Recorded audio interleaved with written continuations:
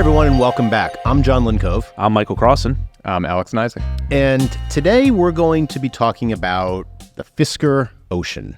Just to start off, just make sure, like at Consumer Reports here, we don't pull any punches. We buy everything that we test and rate. Mm-hmm. And when we get into these podcasts, when we do our videos, we don't have fun at the expense of a bad car because we know that people's lives are involved in creating them, building them, selling them, mm-hmm. and a vehicle that, and look, if you're watching this Fisker Ocean one, there's a lot going on with this car that's not too good.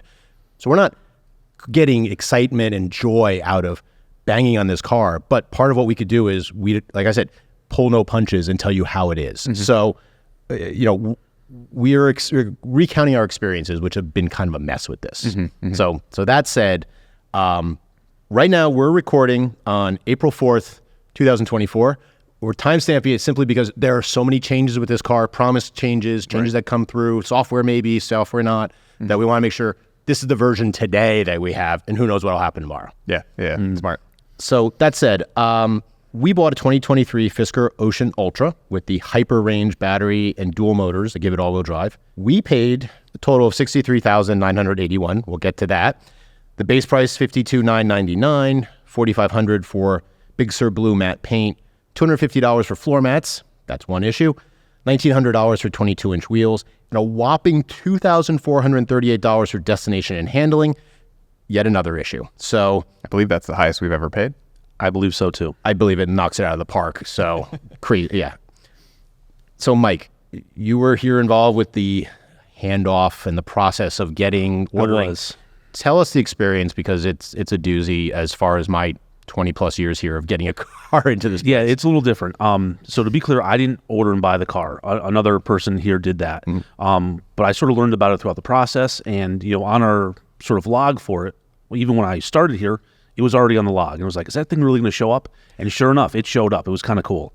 But I was here for the delivery, and they gave us like a week of when it was going to be here. And that was all they could narrow it down in the beginning. And then it became like a couple of days. And finally, Gabe sent a text. He's like, hey, they say it's going to be here in like 2 hours. And it was end of the day. So it was like, who can stay? And because that it's going to be late.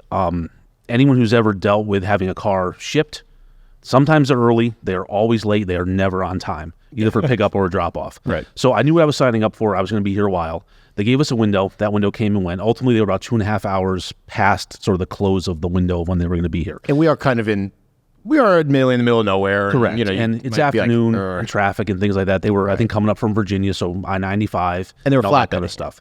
It was in an enclosed trailer. Okay. And again, we're way off the highway, lots of twists and turns, so that can delay a delivery of a truck half an hour. Right. So all that's fine. I waited for it and let them in. And basically, it was a dually pickup truck with a gooseneck enclosed trailer with two vehicles in it. So it was our Fisker, and then there was a 911 Turbo going somewhere else. I don't know. I wish they had dropped that off. Yeah, contracted person. Correct. To deliver the car. So in the trucking world, I think they call them hotshot drivers. It's when you don't need a full truck of cars or even pallets of stuff to go somewhere. You can hire someone with a truck for less money to take your stuff or your car wherever you need it to go. So they were contracted to deliver the car.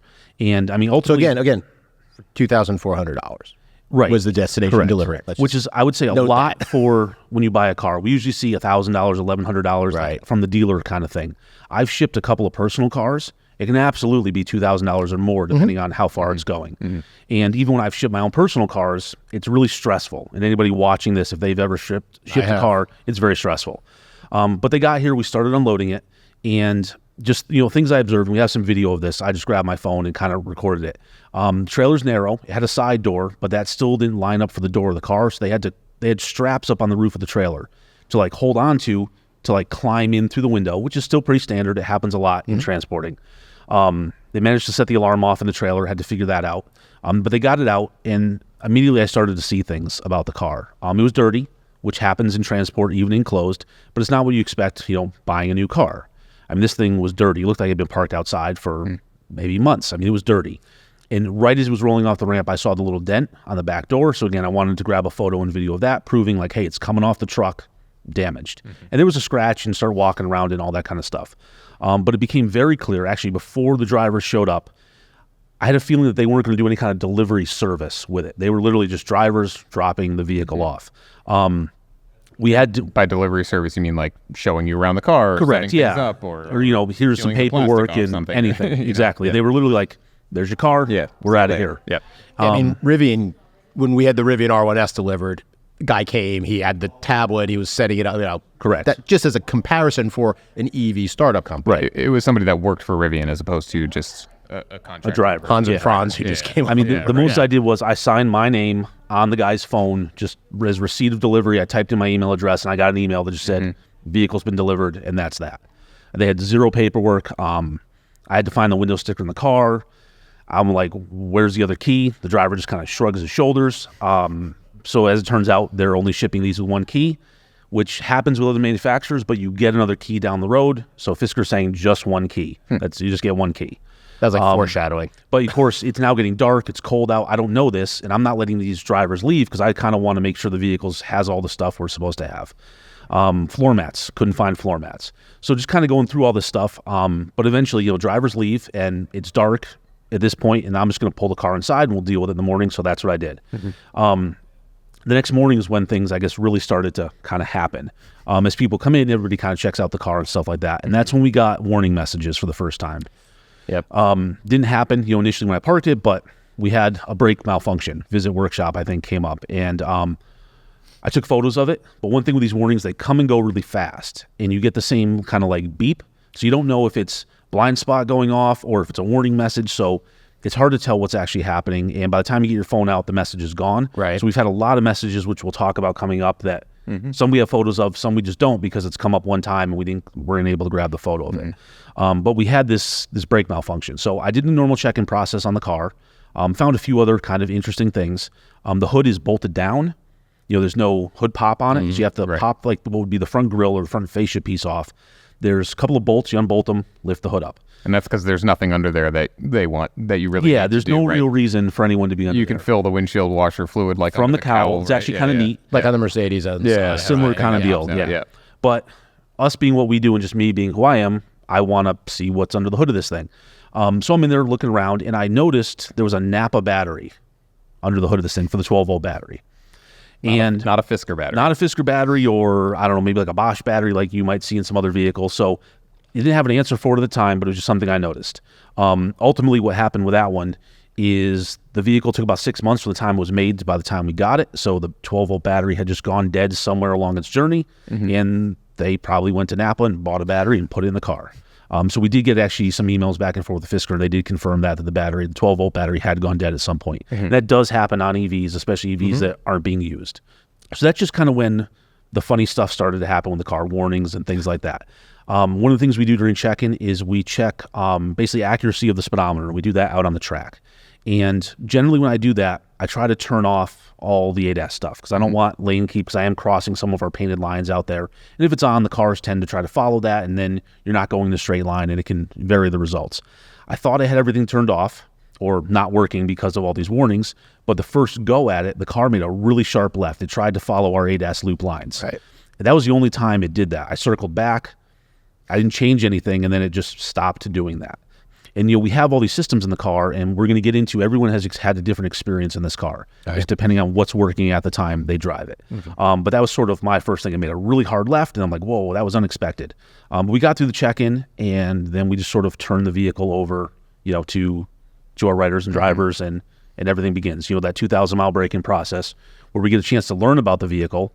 Right. And then once we get to that 2,000-mile mark, we actually start like all the performance driving stuff, the brake testing and things like that. So, and Alex, I think you were maybe the first one actually in and on the road, right? Yeah, I was. And I believe even before that, we had a little bit of a standoff where they lost our check, didn't cash it. And that is a good point. So there was some mishandling of even the payment, right? Correct. And I think, we weren't even the only ones. I mean, their story came out, and I don't know the exact number, but like maybe hundreds, if not thousands of payments, like in a guy's drawer or something. Right, and so I would imagine that would be incredibly stressful if you've, put your hard-earned money down on. Yes, exactly. I mean, ignoring all the other things we'll get into, but just that aspect alone, right? Like, when is that check going to clear? Or do I have to write another? Or that whole thing, that's very unusual and certainly stressful. But yeah, so I was the first one, I think, beyond or after Mike's check-in process to kind of get into the car. And there was so much going on when I drove it home that I actually had to pull over to kind of start writing some notes down because it was just like I'm noticing so many things going on between the software and the way the car behaves and all of these things that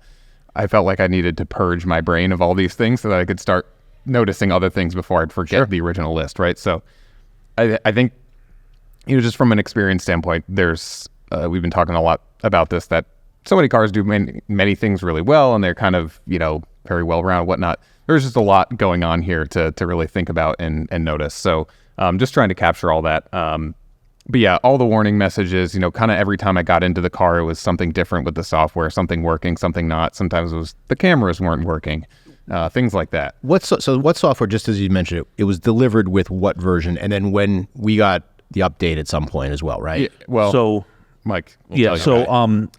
It's 2.0 is what we have. Right. And I did our early review video on, I saw a lot of comments. Once you get 2.0, it'll be fixed. Well, we had 2.0. We just sort of didn't have time in that video to include that. Okay. The video was like 7.5 minutes, and Tolly and I had over an hour of footage shot on that. Right. So we had to cut it down. And it is 2.0. Which was it was delivered with 2.0. Okay. And I even called Fisker twice during our check-in process. And this is probably worth mentioning about different things. There's an app issue. And I'll say the app issue is totally on us. It sort of happened in the process of how we buy cars. So it probably doesn't happen to most people. But I was trying to get that fixed and some other stuff, trying to find out about these warnings. And they told me, well, when your car gets 2.0, all this will be fixed. So I went to the car, and sure enough, we're on 2.0. I'm like, hey, I'm on 2.0. And they're like, oh, well, it'll be the next 2.0. It'll be like 2.0 point something. I'm like, when are we going to see that? They had no idea. They couldn't tell me. Yeah, apparently at the time of this recording, there's an update that's supposedly supposed to come over the air potentially, so we're kind of waiting to see. And so we've had a lot of emails back and forth with Fisker, both about our payment and then just trying to get the car fixed because of the dent. We were missing floor mats. Right. It is worth mentioning they did send out floor mats to us, so we have a set. They actually sent out 2 sets. Don't know why they sent 2 sets, but I have an extra set of Fisker floor mats. And your eBay site is what? Yeah, I would say if you have a Fisker and you don't have floor mats, let us know. I have a set. But calling customer service is probably worth mentioning. I got through pretty quickly, but you could tell it was a big call center. Sometimes you call and you can hear like all the conversation, the voices in the background. It sounds like they're having a pizza party. And that's what was going on here. The first gentleman I spoke to was very confident in his answers. He's like, this is how it is. And I took notes. I went back to the car, and none of that was true. I couldn't get anything he told me to happen. So I called back.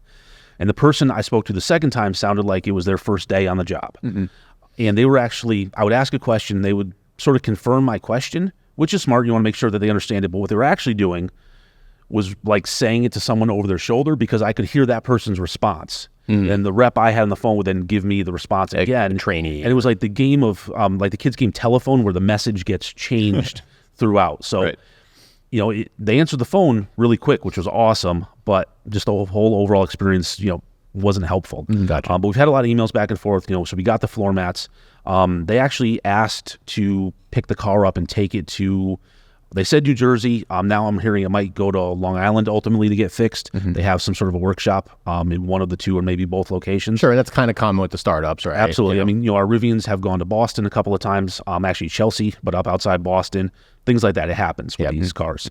But we actually did have yesterday, a technician came out and did a little work on the car. We had a problem with the right front headlight on the car. There was, I'm going to call it discoloration or something from the manufacturing process. It wasn't moisture in the headlight, but there was something on the inside of the lens. So we got a new headlight for it. And then they came out and they were unable to update the software here. They want to take it to their facility, to get the dent taken care of that's in the vehicle. They have a PDR person for that, but they want to update the software. Our stance on it was we want to do what the average Fisker owner is going to have and wait for the update to be pushed over the air just like anybody else. So we're hopeful that, so at this point we've said, don't take the car. You can do whatever you can do here at our facility, but we want to wait.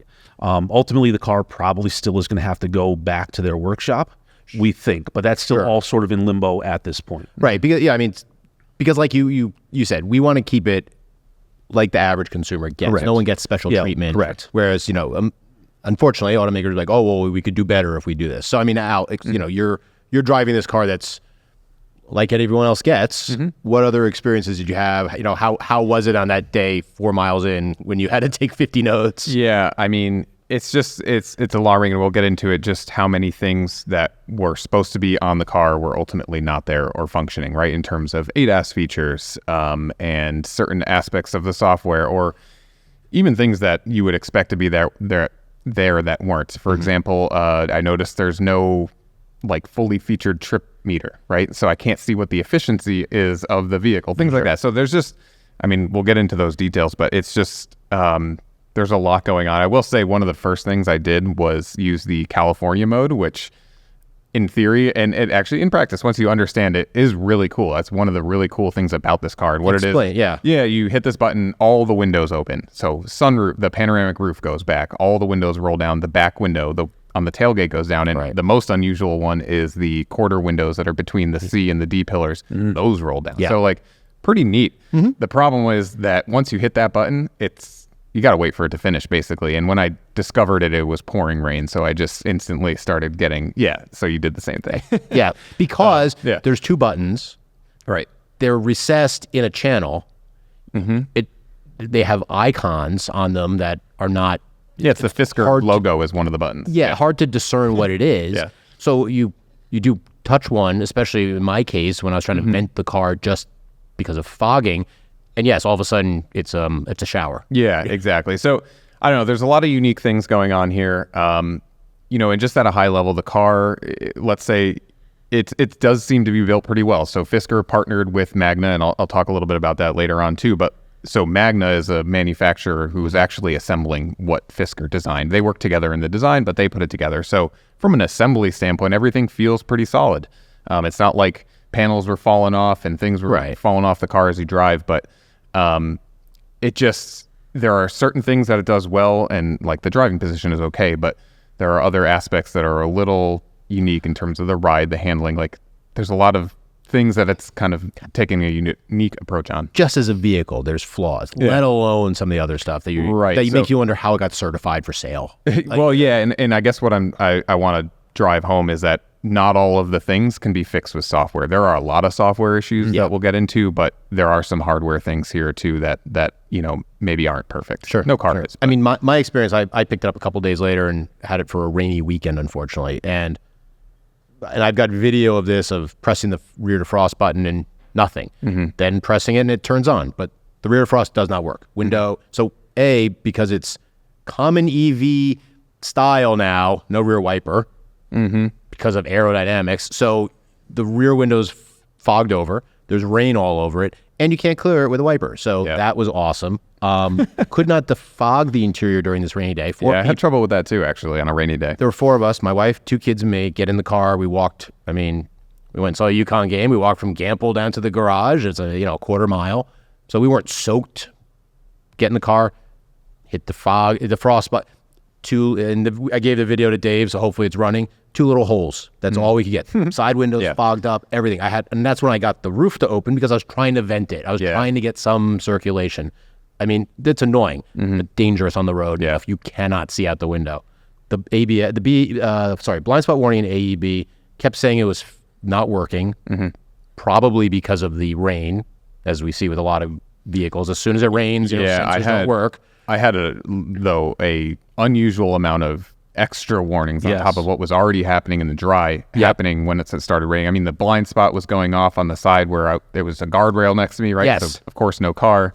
Yeah, and everything is basically shutting down or malfunctioning to an even higher degree in the rain. And it bongs and blinks the display, the gauge cluster. Yeah, that's so it's constantly doing that noise. Yeah.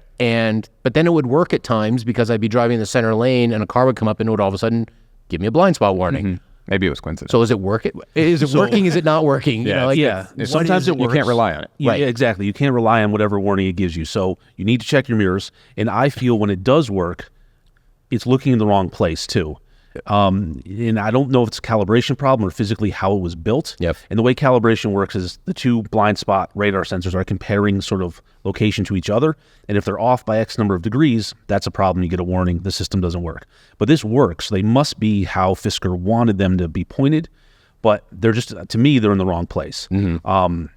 And that'll be something that we really kind of flush out during our whole test process on the car, and it'll be something that we complain about when the vehicle gets serviced, and maybe it'll be fixed with software.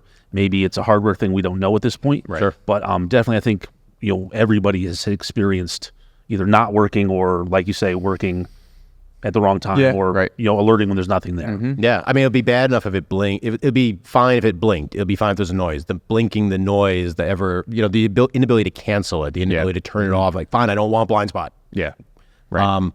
Weird thing I found. Two other things.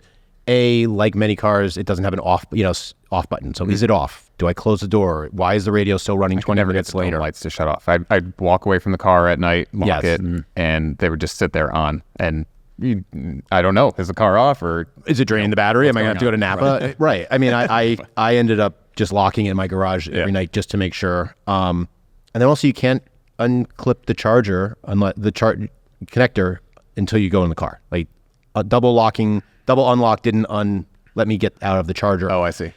I think that if it's done charging, yes, it unlocks it automatically. Right. But if you have to, you're charging, you have to go somewhere, you have to get in the car, go to the screen, choose end charge. Yeah. Again, plenty of other vehicles you can double unclick, or you could press a button and release the There's a number of things even related to charging that are either missing or kind of confusing. Lack of features. I was going to ask Mike or Alex, you guys can decide like what features specifically, particularly the safety features that we are supposed to come standard and just don't seem to either be working or just not even on the vehicle at all. Yeah, I think automatic emergency braking is on the list. Certainly blind spot is an intermittent, maybe working at the wrong times as well. Forward collision warning is going to be on this list as well. Lane keep assist. There is a driver monitoring camera in the inside of the driver's A-pillar in this vehicle. I once had a warning that said the driver camera is unavailable. Yes. And I know Maddie, one of our testers, was in it and covered the camera, I think, with tape, and there was no warning about that. And usually you'll get a warning. So it seems as though it's not working. Yeah, the level 2 driving system, which they're labeling as FI Pilot, which is supposed to use the camera and do the LCA, the lane following, just doesn't, that's not there right now at all. Either is ACC, Adaptive Cruise Control, which I think that was the one that jumped out the most. These other features are kind of, we paid for them. They should be there, of course. But like that's such a fundamental one at this point where it was pretty alarming to see that that's missing. Right, right. And so none of them worked on arrival. Yeah, the intelligent speed assist, I think, is what they call that, right? And that's the the adaptive cruise control. Yep. In regular cruise control, in my sort of checking of the car out on the main straight, it's one of the things, setting cruise control, just checking its function and things like that. And sometimes it worked, sometimes it didn't work. Sometimes you could activate it with a double click, sometimes it was a single click. I think you had that experience as well, where it was just inconsistent in terms of how it would set. And not the greatest sort of display for the cruise control either in that little driver's that whole driver's display has got some issues going on. So let's get into that. But Alex, there are good and bad qualities of the vehicle. I mean, this isn't, and one of the good things things to talk about is that it's not like just an appliance vehicle. And there are a lot of appliance vehicles out there. It gets the fuel economy and it's fine and it checks the boxes. And we have kind of an unanimated discussion. This is not one of those for good and for bad. Yeah, absolutely. It was, so the good stuff here, I mean, first of all, the way it looks, this is not just a cookie cutter vehicle. It stands out. It's got these like really wide fender arches over the wheels and that cuts in underneath. You see some of the tire from the back. It looks genuinely cool. And that's, Henrik Fisker, the CEO of this company, started out as a designer, and that is very clearly on display, I think. Yep. I think it looks cool. In terms of an electric vehicle, it has a pretty giant battery. So the range, I mean, we'll range test it in the summer, but, the 350 rating from the EPA, that's really high.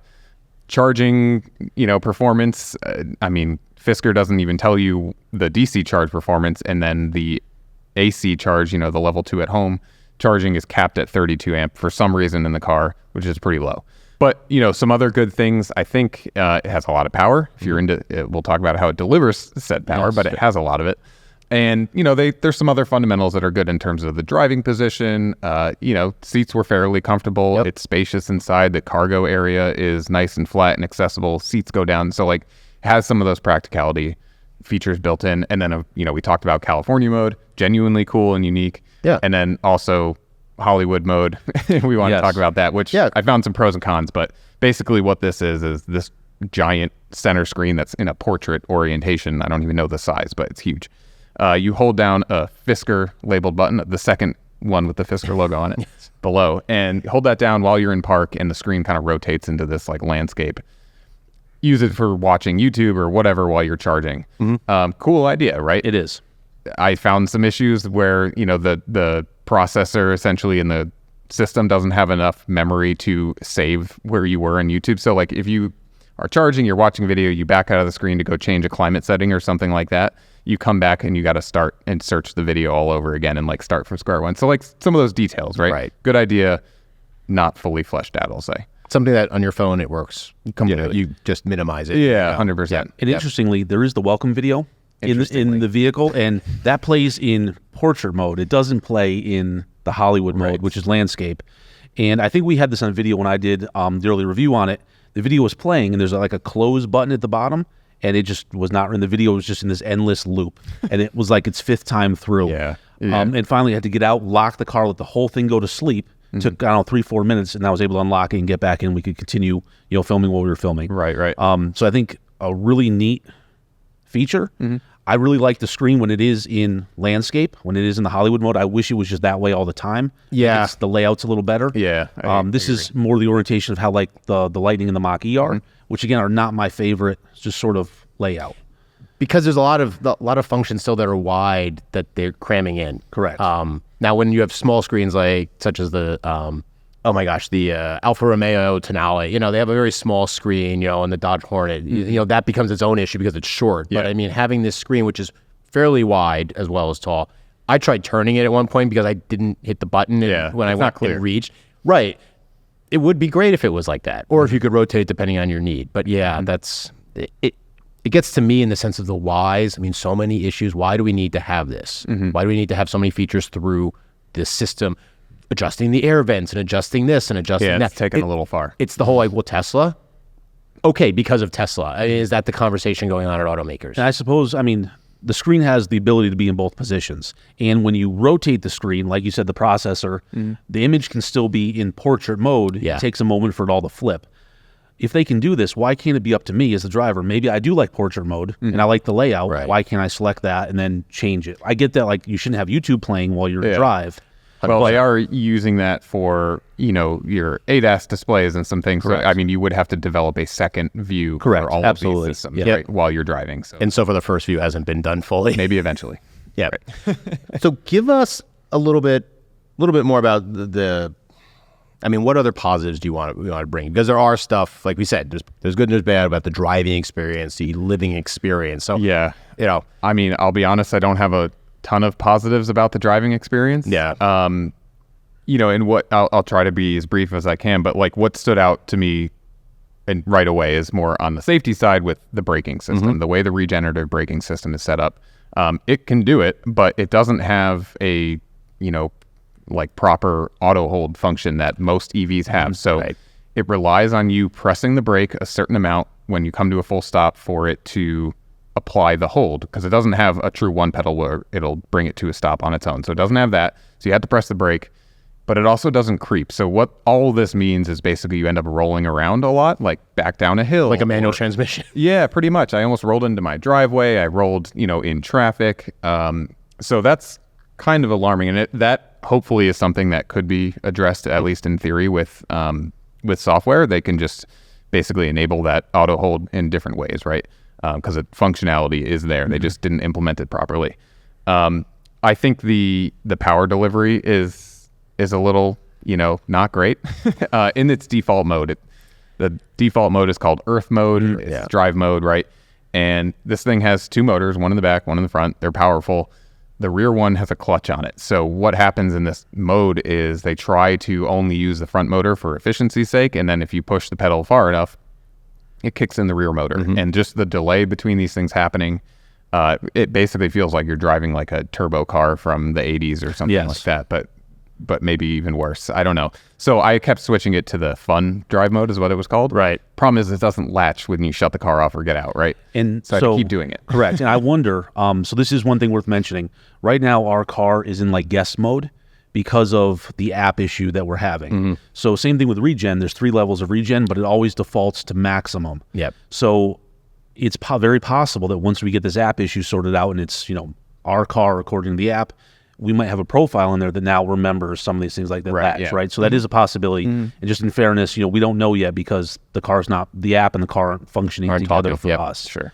But I agree with everything you're saying on the power delivery and the roll away and everything like that. Right. But, even to the regen point, it's not easy to even adjust that. No. You have to go into the screen and choose and select. It's like menus in. Right. So it just is the why there. Why can't it be something, at least on the main screen, a high? You could pull it up. You could lock it there or something like that. Because, that's the point to the car in the sense of you have this feature. Yeah, that's a big miss for EVs. I mean, we know from our own experiences, but also surveying EV owners and whatnot, that having a one-pedal system, making it all adjustable easily, right? Like that's critical. So I think it's a miss that it's not there. I mean, it's okay to try to drive it in one pedal. I mean, I was fine in that mode, but it's certainly just like, okay, this is just the way it is. You just almost expect it like, oh, it's odd. It's not one pedal. It just is what it is. And you adapt, but it's not great. And you shouldn't have to adapt. The system should be flexible. Well, and I mean, another issue that I ran into specifically was a lot of gear shift errors, right? So I would be trying to put it in park and it would no chime along with this message, I guess, but just on the gauge cluster say like, gear change error. So it would end up in neutral without really anything other than this tiny blue message. And then if you kind of divert your attention away from that or don't notice it, you can easily roll. Again, that's almost how I rolled into my garage door. So kind of strange that it wouldn't shift properly each time. Interesting. Yeah. Interesting. We get into some, so let's see, it doesn't come with Apple CarPlay or Android Auto at all. So you are stuck pairing a phone via Bluetooth, which is its own special event. I'd heard that everybody so far had trouble pairing their phone. So the day I was taking the car, about 10 minutes before I left, I was like, let me go get my phone paired so I don't have to do this as I'm leaving. And it actually worked awesome. Paired instantly, had music playing, it was great. Come back inside, do a few things. I go to leave, my phone is no longer paired. Yeah. And I'm trying to pair it, and I forget it in my phone and the device and all this kind of stuff, and it just will not pair. And I tried for my whole entire 45-minute commute home to pair, which a lot of cars don't let you try to pair while you're in gear because you're looking at the screen on your phone. This will let you try to pair. It was not successful most of the time. I made it like 2 streets from where I live, and my phone finally paired again. And I spent a lot of that drive trying to get the phone to pair.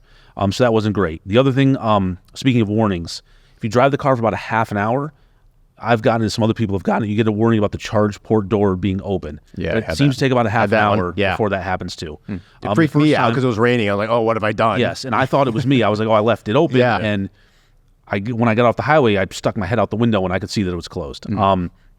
So again, just really, really distracting to drive. Then combined with the odd sort of one pedal-ish, let's call it, possible roll away, you really need to pay attention to driving this thing.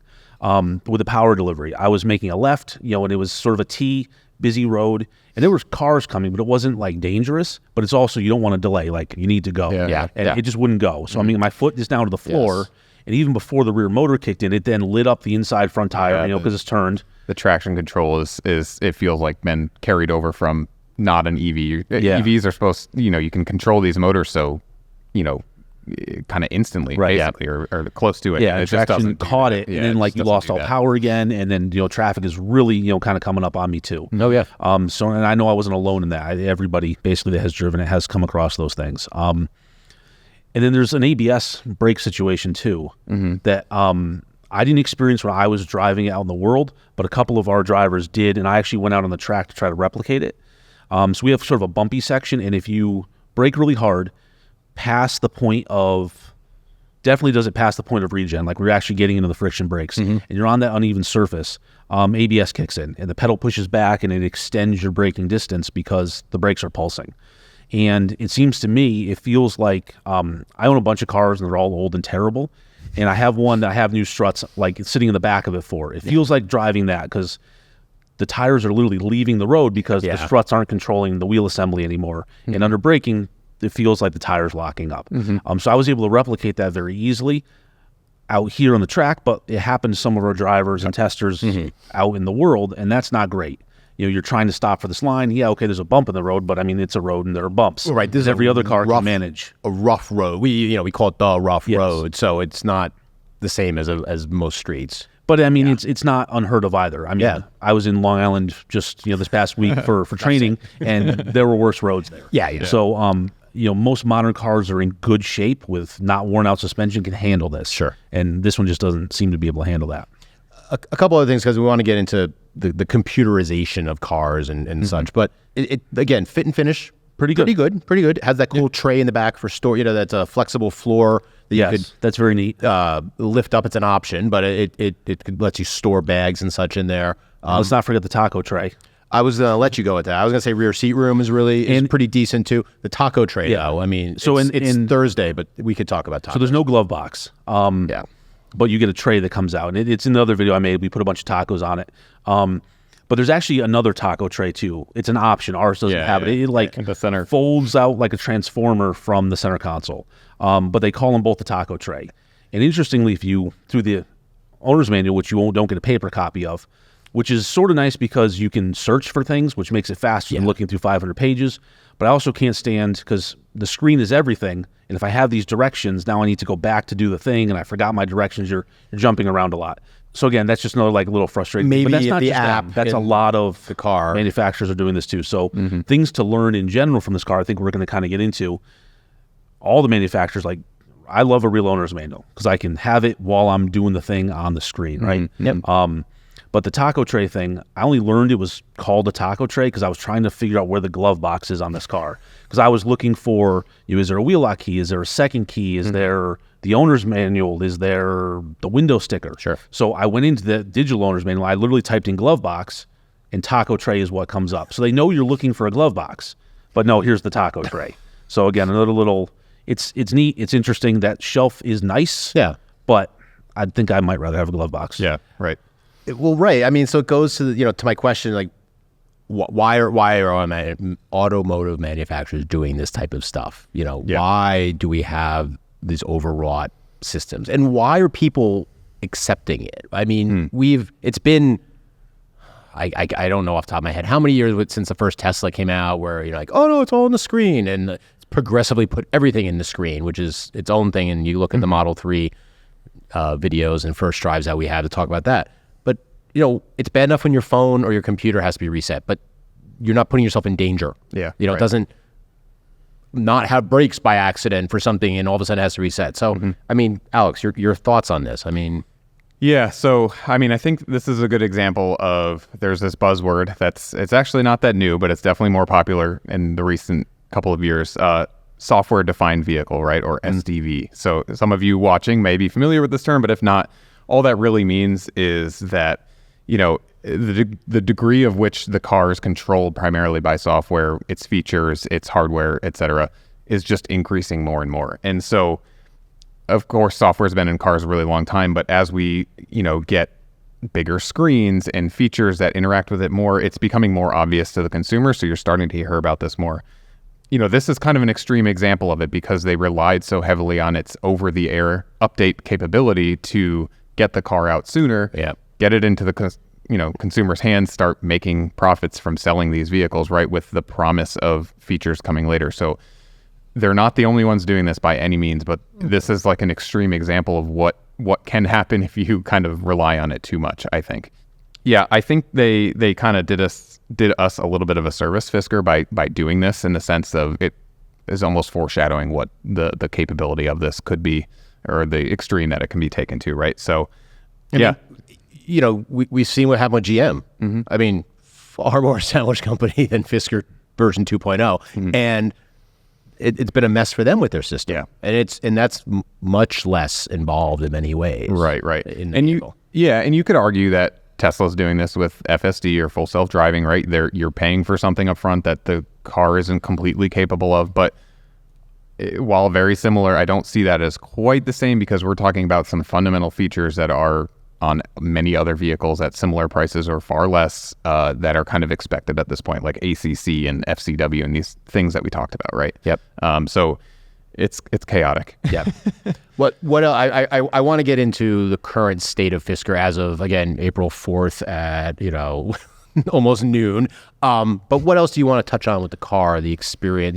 Well, I mean, I think just sort of sticking with Alex's point here for just a minute, That's why the manufacturers are doing it. I get it. Yeah. Because things develop and they can adapt, right? And that's kind of nice. You buy one thing and over time it can still be relevant and work with new devices or whatever, right? That's a nice thing. But I was driving in this morning trying to just sort of think about why as consumers do we sort of allow this? Yeah, it's an interesting question. I sort of thought of it as, I taught high school auto shop for a little while, and it's sort of like if a student was maybe giving a presentation on something and they're like, let's rate it like a book report, right? Like if you read a book, maybe you did your report and I'm the teacher and you gave me half a book report. I'm like, well, John, what happened? You're like, well, I only read half the book so far, but trust me, I'm going to read the rest of it. I'm going to write the report, but like, I want my full grade now. Like that would never fly in that scenario. Right. And that's essentially what's happening. Like they want full payment on the car. Sure. We're going to give you this. Can't tell you when. Don't know if it's going to be any good. Don't know if you're ever going to get it. Don't know if the company is going to still be in business by the time it might come around. But, like we're accepting that. And it's not just here with Fisker. Tesla is using its buyers as some beta testers. Well, they set the book. They wrote had the some book on things that. that weren't available when we first bought it. And so fundamentally, I get it from a technology standpoint. It's nice that they can adapt this stuff and have it evolve over time. But as the purchaser of the vehicle, I've handed over a bunch of money. I kind of want the stuff that I'm supposed to have. You don't get the turbo shipped to you a year later, or two more cylinders, are activated. Yeah. I mean, look, I think, there's an aspect of people that they want something unique. This is something new. It's unique. It's not the next Toyota Camry, right? So like there's a willingness to try something new, let's say. Sure. But at the same time, I don't want to put it all on the consumer is just accepting this behavior, because I think from Fisker's point of view, they sold us something. It's right there on the window sticker. When you go on the website, it's here are the features of the car. Right. How do you know until you get that car that those things are not enabled? So that is a good point. I mean, and that's why we buy a car like this, right? It's not a mass market car like a Camry is, where they're going to sell millions of them. But we can buy it, and we can use our expertise to relay all this information to people who are thinking about. I mean, I'm sure there's someone who's like, yeah, I think it looks cool. I'm going to wait a little bit, though, and see. I mean, that's sort of a smart move anytime there's a new vehicle. We always say don't buy the first model year of like a redesign. This is like the worst case of that. It's a new company, it's new on top of new. Like, wait a little bit and see. And it is a conundrum, though. I mean, we put out this problem for people to solve, in the sense of, we say, tell us about your first year vehicle. We want to know your experience. Don't buy the first year vehicle. You have to be careful. So, I get it that it sounds weird, but, maybe it's only just a certain consumer should be doing that. Or maybe it should be more of, look, unless you've got money to burn and don't care that your Rivian might have leaks or, whatever, or the Fisker is going to be doing Fisker things. Or if you're so tight that you just can't take the risk, somewhere in between. You got to look at that risk. Or if it's your only vehicle, if this is a second vehicle, it's a fun vehicle, it's a weekend vehicle, and you can afford for it maybe not to work right all the time, but you can still get yourself to work and get the kids to where they need to go. Yeah. Right? But if it's your one vehicle, no matter what that becomes tough. So don't buy that. I wouldn't always tell someone to buy necessarily a first year Accord. I mean, there's going to be, every car has drop in reliability. So if you're buying it because it has a history of above average or well above average reliability, that first year is probably going to be average. There's going to be annoying things. Not that all the windows are going to drop in the rain. Yeah, right. So one of the things that have come that since we bought ours and then to today is that Fisker's had a lot of financial issues, funding issues. They've gone crazy, Eddie, and they've put everything on sale. Yeah. So this morning, I checked before coming in, they have a shop inventory button, which you would maybe see on like a Dollar General or like a Five Below website. I mean, just literally it was like, we've got stuff, come on in. And they cut the price of some Ocean Extreme models from $61,499 to $37,499. It's a huge drop. And then some Ultras were cut from $54,194 down to $36,194. So they vary on the cars because of options, but that's the rough cut for each. $18,000 to $24,000 discounts on brand new cars, and they could be delivered in 2 days. Yeah, pretty wild. So these are 2023 models that are basically already built. So yes, my understanding is that as of right now, production has stopped, and they're trying to get rid of what they've had. Inventory. I think they've made about 10,000, maybe somewhere around half of those have actually made it to consumers. That sounds rough. Numbers have maybe gone up a little since, but yeah, I wasn't able to find any at those really. I saw somewhere that 24,999 was the cheapest. Yeah, I didn't see any of those. There were 33 miles for the Connecticut zip code I had, so maybe Somewhere California, they really want to get them out in front of people. I don't know.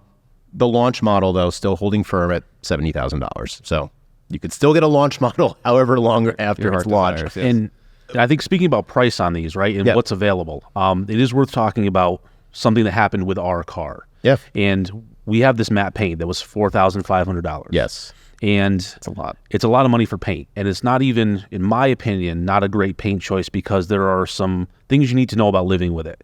Rules. Yeah, you can't wash it in a car wash. If you can't buff it, you can't put wax on it because it's matte, right? So if you do any kind of rubbing or polishing to it, you basically make a shiny spot and it's going to look all patchy.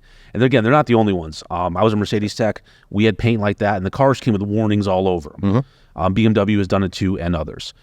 And it looks cool. I get it. But I want to talk about how we ended up with matte paint because we actually did not ask for matte paint.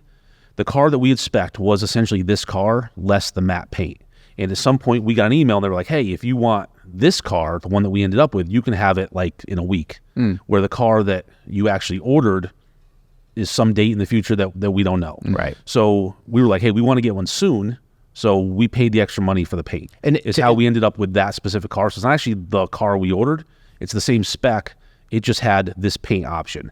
And sort of going back to it, on the owner's manual, or on the window sticker that I was so desperately looking for in the vehicle, it actually has the buyer's name on it. It was a company in this case. It was a company out of Massachusetts.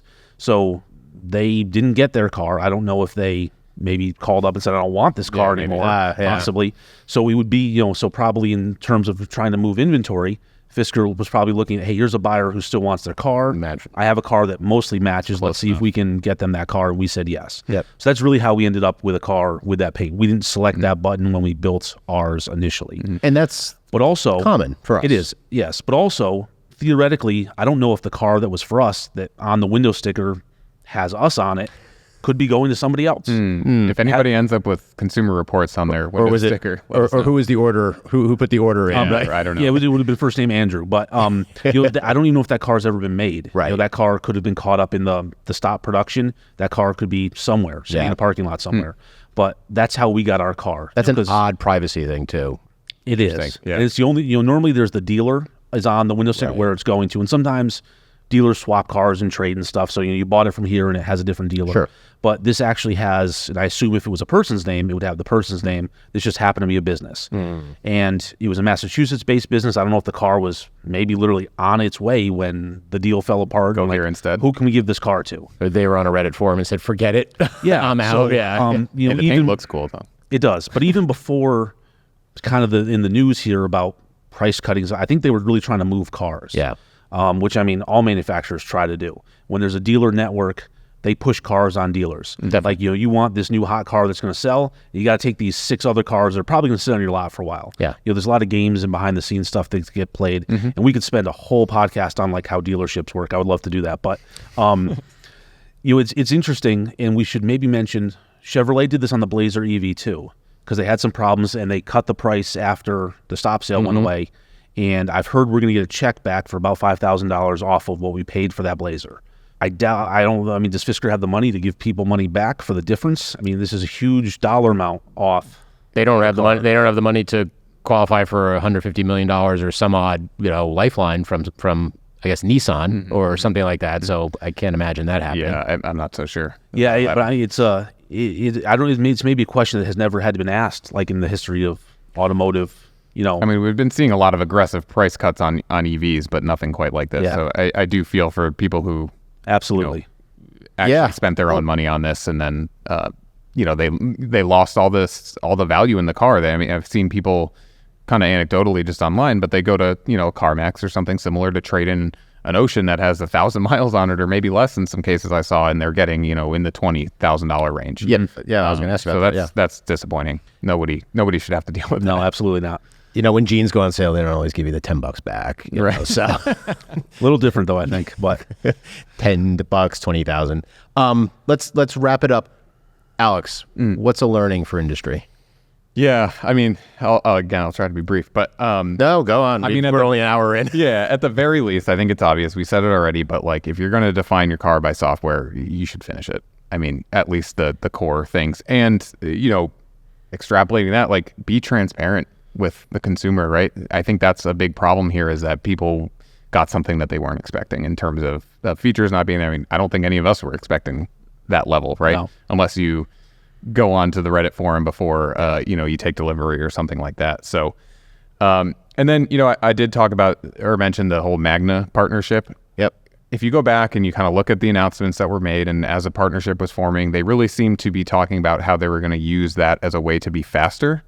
And that seems like that was the wrong approach, right? Use it as a way to like leverage what Magna's great at, which is manufacturing in like some components of the electric drivetrain. And I mean, Magna assembles some really good cars from the manufacturer. This isn't their first established at doing this. And then take what Fisker, you know, would be good at in terms of the design and the engineering of some certain things, right? And don't use it as a way to just cut corners and get something out that's, you know, faster and not complete. Use it as a way to leverage both companies' strong suits, right? I think. So yeah, transparency and just be a little more upfront about it too. I mean, to that point, look at what Honda and General Motors are going through. You know, I mean, I just got, I mean, I don't have to give too much away, but like the notice on one of those models, like, okay, now it's a June delivery. And that's slow walked, it seems. Honda seems to be like, all right, you know, they even had changing of agreements and how many future vehicles are going to build together. Yeah, like, which makes people upset too. Which totally makes, you know, at the same time. But yeah, versus speed up, like we're going to do it quicker. Yeah. And it's like your favorite band. They can either make the same music again and people are going to be mad that they didn't evolve, or they can change their sound and people are mad about that. Yeah, so like, very true. Where's the line? I don't know. Mike, consumer takeaways on this advice. Yeah, I think, I mean, it's rough, right? You're going to spend a lot of money on a vehicle, whatever the price point is, whether it's a $30,000 car or a $60,000 car, it's still a lot of money. It's the second biggest purchase for most people. 100%. And a lot of people keep cars for a very long period of time. And I would say if, you know, I love cars. Cars are important to me, but and I know I'm not the only one with that. And cars are really important to everybody because it's kind of like for your livelihood. It gets you to work. It gets you to places and lets you do things. I would say, I mean, unless you have just a bunch of money and you just want to try the newest, latest, and greatest thing, and it's kind of fun, and you know you're okay, you know what you're getting yourself into, then yeah, go for it. I mean, the industry does need that to happen a little bit. That's where boundaries get pushed and innovation happens and stuff like that. Right. But if you just need a car to get to and from work and pick the kids up and stuff, you're looking for reliability, tried and true, a car that like you know where you can go get it fixed, all those kinds of things. So just kind of on the new vehicle, even if it's a brand new vehicle from Toyota, maybe just hold off for like a moment and don't try to get the first one in your area, the first one in your state. Yeah. You know, wait until there's 6 of them on the lot before you make that jump, right? And just try to make the best decision for yourself. A car is really a tool, so just figure out the things you need that tool to do and pick the best tool for that, right? There's things you want versus things you need. Like, there's stuff I want in a car, but I don't need it, so you know I don't necessarily go for that. Or maybe I do. That's why I own like 9 old junky cars. But, and that's terrible advice. Don't ever own 9 old junky cars. 7's fine. 9, that's just too many. I think 3 is the right number. But yeah, just really read, watch videos, and not of course ours, but not even just ours. Try to find there's Fisker owners that have their own YouTube channels. And they're documenting when whatever happens and the tech comes out to fix it. I've watched a few of those, and like that's great as to see what the experience is like. Yeah. You know, we can share a lot of that data, but do your research, watch a bunch of videos, and that also gives time in sort of when you're pumping the brakes. Like, I'm gonna wait a couple of weeks before I make this decision on this brand new car. You know, see what all the media outlets say, see what owners are saying. Go to a dealer, you know, if you can. Fisker does have showrooms. Yeah. Go sit in the vehicle and play with the screens and stuff like that, and just see, is this really the right choice, you know, for me and my family? Yeah. No, very good, very good. Well, there's going to be more to come on this. I mean, I don't even know what miles we're up to on this, but given how annoyed people are driving it, it's not coming fast and furious. We will have more on consumerreports.org as we get our Fisker into test. So this is going to bring us the audience questions. I know we've been in it for a while. As always, please send us your questions, talkingcars@icloud.com. Short videos, text questions, but send them on. But no more Fisker questions. No. First one comes from Tim, who says, what should I do with my EV if I plan to leave it in the garage for 3 months without driving it? So Alex, first, quick advice. Couple of bullet points here. Don't leave it sitting there charged at 100%. That's pretty much advice for any lithium-ion battery powered thing. So you can go into the car. Most of these EVs have a charge limit. Put it as low as it goes. About 50% is what most of them will be. So just let it charge up to that 50%. And then, what I've seen in owner's manuals is leave it connected to the charger, the high voltage charger. Yep. Up to you. If you're not going to be home, use your own kind of judgment whether you're comfortable leaving it plugged in or not. But that's what most of them say to do. But either way, the most important, just don't let it sit there at that 100% charge level. And then just watch the temperatures. If the garage is someplace that gets extremely hot or really, really cold, depending on, I'm not sure where Tim lives, but you just want to avoid those really extreme temperatures. And then the last one is the 12-volt battery. All these EVs have a smaller, typical 12-volt battery. Yep. Some will just keep it charged without you having to do anything else, but Mike's kind of experienced some issues. So some cars can sort of use the high voltage to charge a 12-volt battery, but not all. Yep. And we have had some 12-volt batteries go dead in our EV fleet. And there's a couple of ways you can deal with that. You can put a trickle charger on it that just sort of monitors and maintains and kind of keeps that battery voltage floating. The other choice is you can just disconnect that 12-volt battery. Again, you'd have to decide, Tim, you'd have to decide, or whoever else would have to decide what you're comfortable doing. I'm not really recommending anybody work on an EV if they're not trained and they don't know what's going on. In a lot of cases, the 12-volt battery is in the compartment kind of all by itself. So it's 12 volts is very safe, although you can still cause damage to the car. Some of these, though, are under hood where there is high voltage, the big orange cables. You want to stay well away from those. So if you're not comfortable, whatever model this is, ask your dealer. Say, hey, do you guys install trickle chargers, or just find out maybe what they recommend. Read your owner's manual as well. They're going to have a section about storing the vehicle. And basically, they all say, just what Alex said, 50%. A lot of them do say keep the car plugged in. But again, Tim might not have a charger, in the garage at home, that kind of thing. So there's always some variance there. 2 questions. First of all, with door handles, if you disconnect the 12-volt, could that be an issue with some of the ones with recessed door handles and such? Yeah, absolutely. Right. And then also, what if you decide, could you put it on 110? Would it be fine to put something like this on 110 versus the high voltage? Would it matter? Some people might say, oh, I don't know if I want to hook it up to that high, the high voltage. Yeah, you could use most of these are including, a 110 charger, like you said. So I think that would work. And basically, we call it the charger. Yeah. It's basically an extension cord. It's a fancy extension cord. The charger is actually on board in the vehicle. So it's just basically a fancy extension cord that has the proper plug on one end. Now, most of them do have like a little box in between that has a fuse and some other stuff going on. But 110 would be fine if that's what you had access to as well. Okay. All right. So Tim and anyone else, let us know if you have experience, what you've done, what dealer said, if you use a trickle charger. I mean, these would be interesting anecdotes to get back. Our second question is Bart from North Carolina, who says, I've been reading your yearly auto issue since I was a teenager, and I have subscribed to your website for several years now, and I'm a big fan of the show. I am contemplating buying a new car. I'm interested in a car that is comfortable, reliable, and gets good gas mileage. It is just my wife and I, and a 30-pound dog we will take on a trip with us on occasion.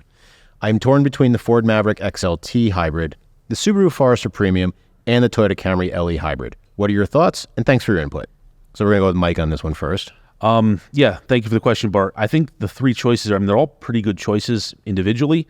They kind of don't sort of go together, though. There's kind of some different points here. I mean, the Mavericks are great. They do most of the pickup truck stuff I ever need a truck to do, with the exception of probably towing a car. The hybrid drivetrain overall is really good. Nice power. It's pretty quiet. One thing I know, we were talking about this recently, the hybrid brake sort of pedal, there's a little bit of sort of modulation issue there that we don't love. Yeah.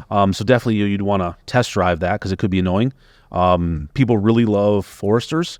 And depending on what kind of trips they want to do, if they're in a camping, that kind of stuff, that could be a good choice. And you really also can't go wrong with a Camry.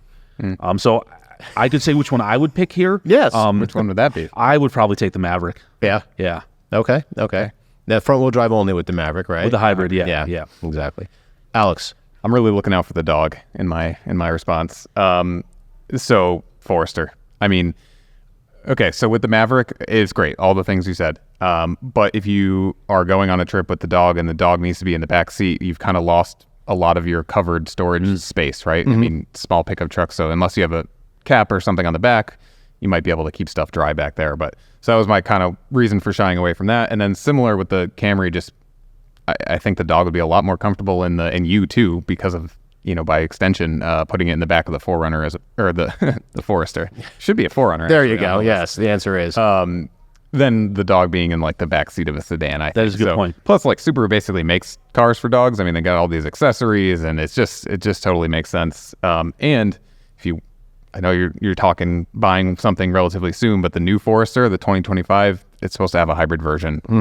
After basically the first year it's on sale. So if you can wait a little bit, could be a nice option. Yeah, I did find it interesting. Two of the three vehicles are being redesigned. The Camry, fresh and redesigned, and then the Forester.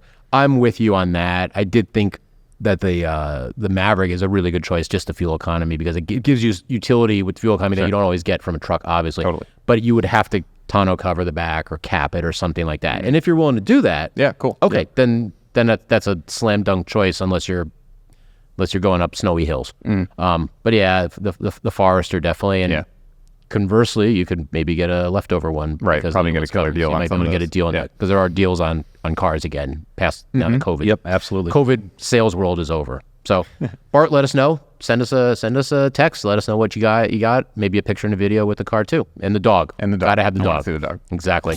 So that's gonna do it for this episode. It's been a long one. It's been informative. There'll probably be a part 2, maybe a part 3 with this. Who knows? But again, send us your questions. talkingcars@icloud.com. Thanks for watching, and we'll see you next time.